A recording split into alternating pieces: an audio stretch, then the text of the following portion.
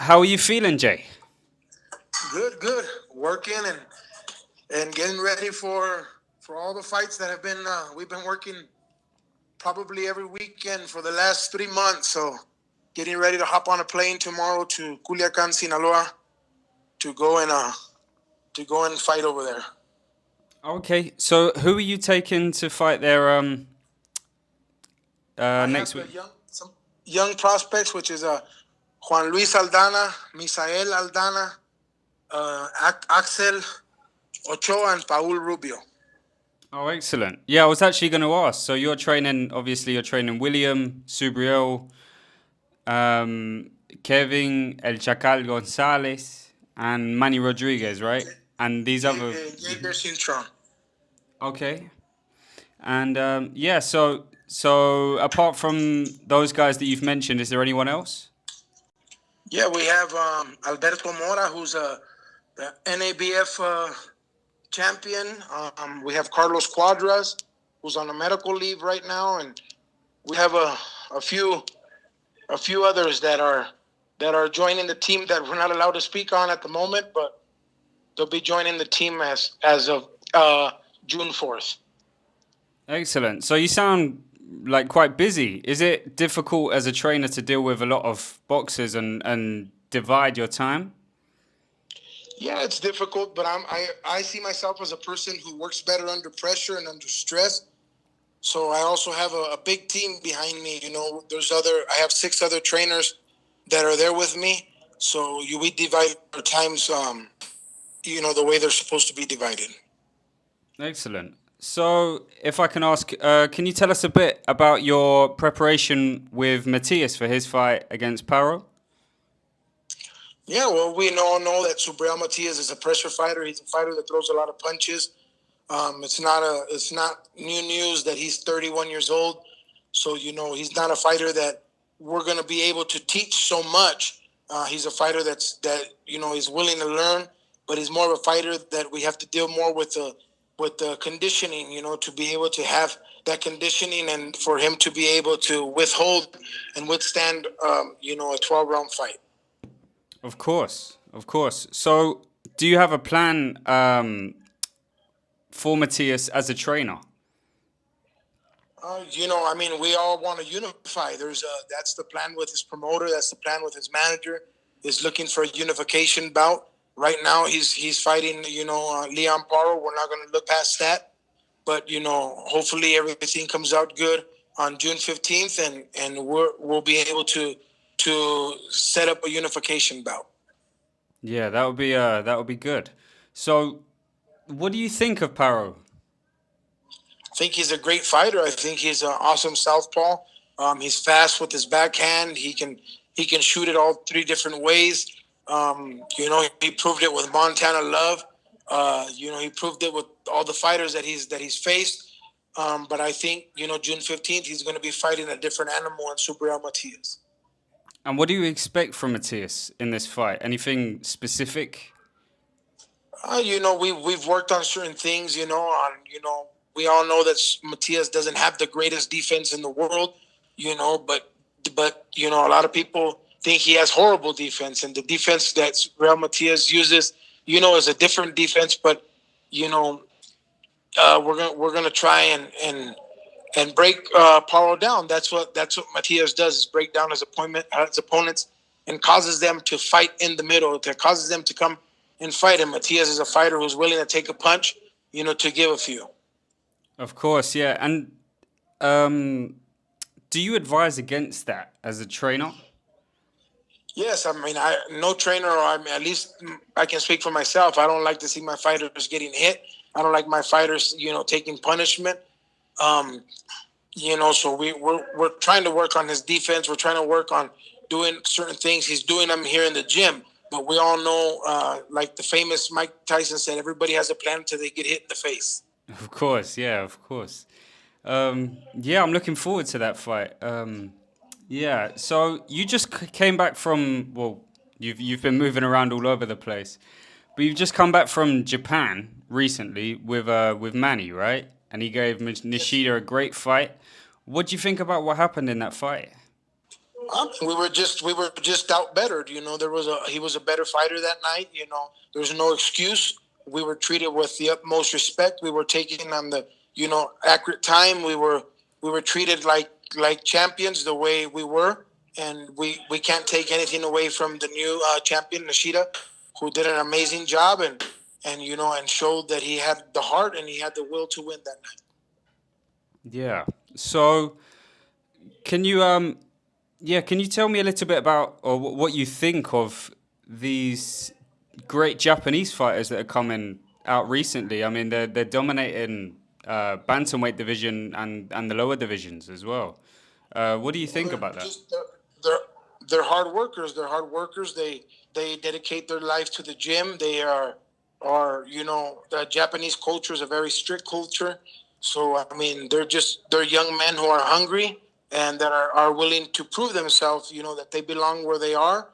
Um, Nishida and these guys who beat Maloney and all of those. They're just great fighters. They're great fighters all around, and we have nothing but respect for them. Of course, I hadn't really considered the cultural aspect to that either.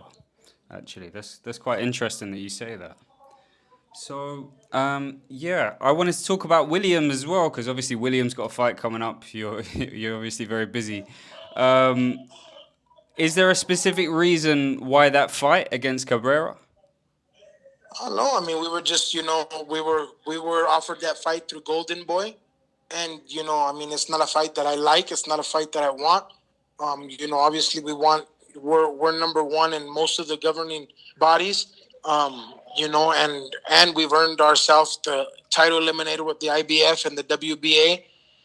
So we know the IBF is a very strict organization that's gonna order the fight.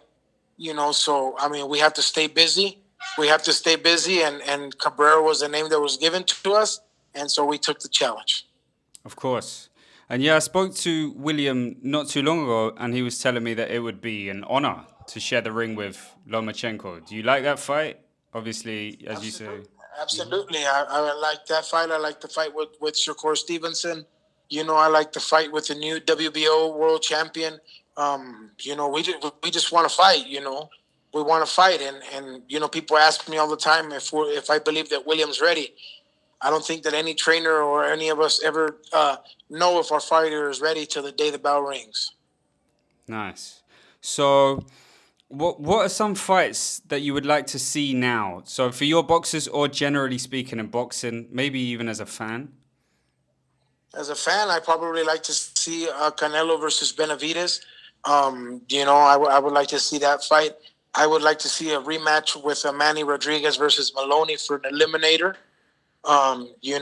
That they both re-won their titles around the same time and lost their titles 2 days within difference. I would like to see, Betavir with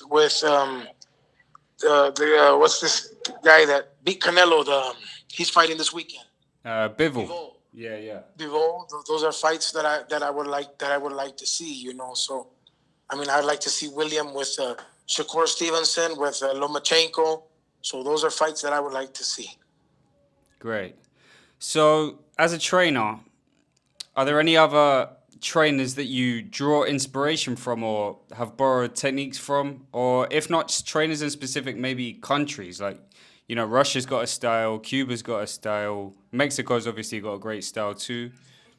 Well, my style is a combination of a lot of styles. I've traveled over 19 countries. In my stable, I have my assistant coach, who is a Cuban fighter, who is an ex-Cuban fighter, ex-Cuban standout, and he's been with me for 10 years now. So he teaches a lot of that. I also have the Mexican style in us, and I used to be the USA boxing coach for the USA Olympic team.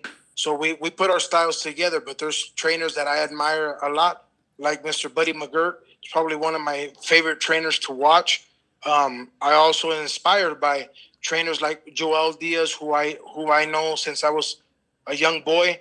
Also Robert Garcia, just them being trainers who are Mexican trainers and young and did a lot as they were young. So they're trainers that I'm inspired by. Yeah, yeah. There's nothing like experience, right? So, Yes, sir. yeah, back to your fighters. Do you train your fighters to adapt mid-fight, like to have a plan B and C if A doesn't go right? Yeah, we had to go to a plan B this following weekend that just passed. We have a fighter who was winning, the first 3 rounds, very easily. Who he dropped his opponent. His opponent got up to knock him down. So we have to change. We have to change up a plan. We have to change up certain things. But there's certain things that I mean, I don't know if we ever have a plan C, but at least a plan B we try to always have in the corner. Of course. Of course. And is that more down to like mindset, or is that literally just straight up in the gym drilling the plan B?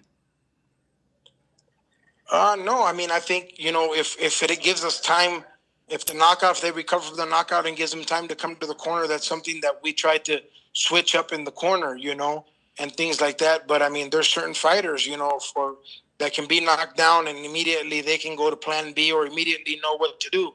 So it all depends on the fighter you have in front of you. Mexico has produced a lot of champions. How do you think Mexican boxing has changed over time? I believe there's a lot of new techniques. There's a lot of new trainers like Eddie Reynoso, like Roberto Garcia, Joel Diaz. A lot of us who are a new generation of trainers. And I remember back in the days, a lot of trainers didn't even want strength and conditioning coaches around and things like that. So we're just we're learning as we go. Of course, yeah. So I think you mentioned in a previous interview that Juan Francisco Estrada, right, was one of your favorite boxers Yes, in Mexico, like nowadays. What do you think of that fight? probably. He's not only one of my favorite fighters. He's probably one of my best friends in boxing. I know he has a tough fight with Bam Rodriguez. Juan Francisco is up there in age. He's had a lot of wars. Like with Rumansai, with Roman Gonzalez. He's had those wars. So I mean, I believe he's gonna take out his experience. But then you got a young fighter like Jesse Bam Rodriguez who has proven himself, already in that division, and then came down and unified, and then coming back up to the division. He's a young man that we know that's not afraid of anything and has fought experienced fighters like Carlos Cuadras, like Rumbansai, like Sonny Edwards, and those type of fighters. So I believe whoever has the most intelligence that night is who's going to take the victory. Of course, yeah. Could you pick a winner? It's a close fight, isn't it? I mean, I'd probably be biased if I told you because, one of my best friends is Juan Francisco Estrada, and I mean, I desire with all my heart that he wins. But then I know Bam Rodriguez since he was a young boy and has always had the utmost respect. And I've had the opportunity to face him before with Israel Gonzalez, and probably one of Bam's toughest fights in his boxing career, you know. So I mean, but I mean, if you're giving me an option, I would pick Juan Francisco Estrada. Okay, good. So obviously there are a lot of boxers today, a lot of great fighters, and you already have a few of them in your stable. If you could pick any fighter to add to your team, who would it be and why? Well, that's. I mean, I've been asked that question a lot of times. I wouldn't pick anybody because I believe that everybody is destined for what they're destined for. And I mean, now if you're asking me who I like as a fighter, is probably is just a great all around fighter. You got kids like Jesus Ramos, who's a really good fighter. Those type of fighters. That I like, but I don't know if I'd ever say, oh, I want them in my stable. I just respect the way they fight. I respect, how they do things, and I respect their trainers as well.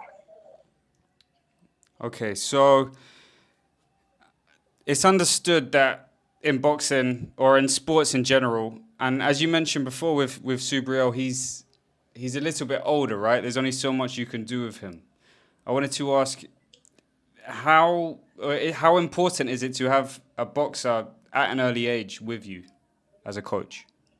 Very important, very important. You got William Zepeda, who started with me since his first professional fight. You know, so you're able you're able to fix errors, or you're able to go along the way. You know, in spite of Subriel, Manny, who are fighters who may already had their habits and things like that. All we try to do is try to fix them and try to make them better, but not change their style, because they've been fighting for that style for a long time. And Subriel, was very he had a great career with that style. Of course. So, yeah, so you've had, what, is it 19 years now experience? I don't even remember anymore. I was watching a Facebook thing today, 15 years ago. And I know before that picture I had some years. So I'm believing maybe 18, 19. Okay, yeah. So obviously the boxers that you trained have had great results.